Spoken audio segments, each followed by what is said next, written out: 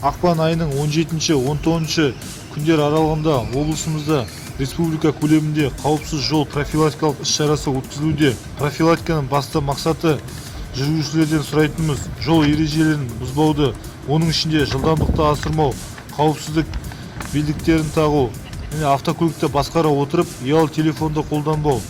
Жаяу жүргіншілерден сұрайтынымыз, жаяу жүргіншілер өткен кезде тек қана белгіленген жаяу жүргіншілерге арналған жерлермен өту. Қазіргі таңда қаламызда ауа райының күрт өзгеруіне байланысты патрульдік полиция батальон жеке құрамы толықтай жұмылдырып, профилактикалық жұмыстар жүргізілуде.